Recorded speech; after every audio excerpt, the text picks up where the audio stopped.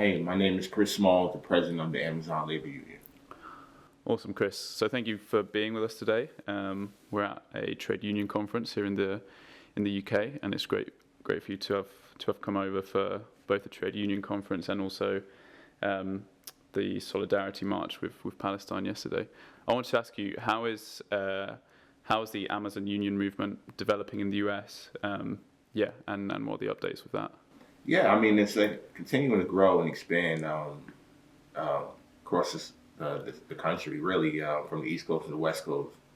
And we started off in New York, of course, with our victory 2 years ago. But now I can proudly say that we have one of the largest air hubs for Amazon in Kentucky that are organizing, that control 70% of their volume. And we have a stronghold in California in the Empire, somewhere where there's a lot of Amazon warehouses in one small populated density area. So, of course, in New York, JFK, my facility, it's a really good stronghold as well. So with these locations, the movement that we have is really powerful, especially in the States right now. And we're seeing how it inspired a movement across the world. People are organizing in different countries. I can ask you what inspired you to, what's some of that backstory for people who don't know that inspired you to start the Amazon Union, some of the working conditions there, and how that movement got built. Yeah, I mean, it stems from the pandemic, of course. In 2020, I was fired for leading a walkout over COVID. And then I was motivated by the fact that Jeff Bezos decided to run a smear campaign on me.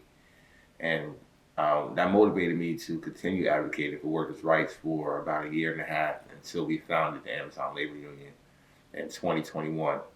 And we campaigned for over 11 months outside of at the bus stop across the street from the building that fired me. And we were successful. In 2022, we became the first union in American history. So, yeah, I guess what radicalized me was just the fact that I was fired in the middle of the pandemic when all I was trying to do was fight for, my health and safety. And what were some of those health and safety aspects that Amazon wasn't taking account of? Most of all, we were called essential workers, and we weren't being protected as essential workers. So it didn't make any sense, as we're delivering, essential needs for people in the community. Amazon was dropping the ball by not giving us the proper PPE to work in those type of conditions. And instead of listening to us, they could decide to retaliate on people who spoke up against it. Yeah. Interesting. And yesterday at the rally, at the demonstration in London, you mentioned that Amazon, in a way, is very much complicit with what's happening at the moment in Palestine and Israel. Can you talk a little bit more about that?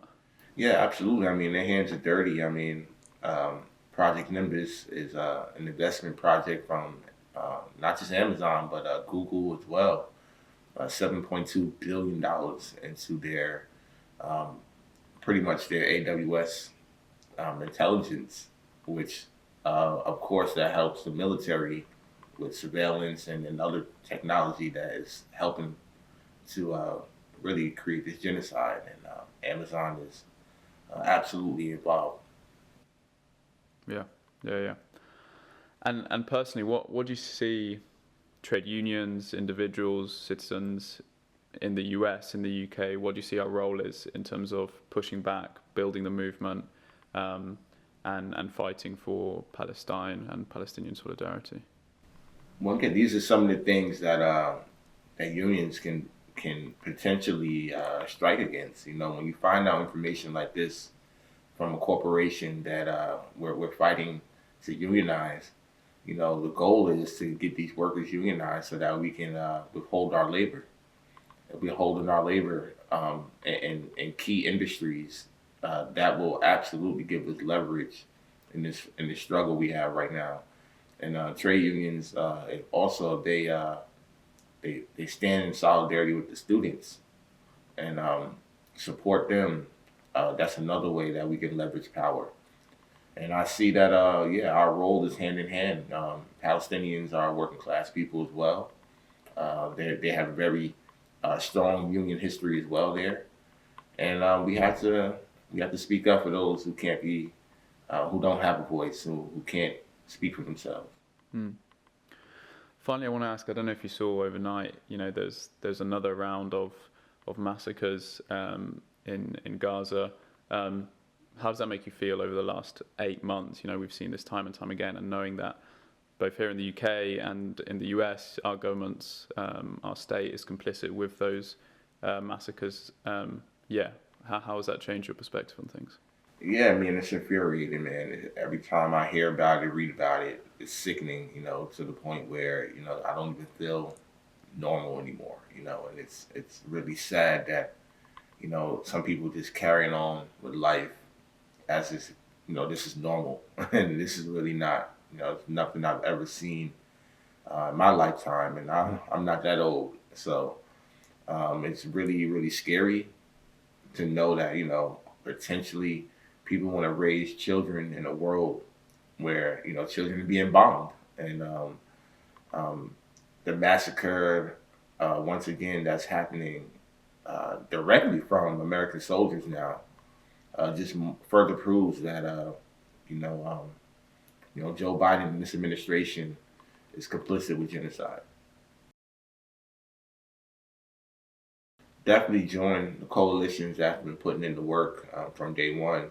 Uh, Counterfire, personal level, they've been supporting the work I've been doing since I've been fired, even before the union, for 4 years now. So I really want to appreciate and shout you guys out, because you guys are probably one of the first media outlets I ever interviewed with my entire, journey.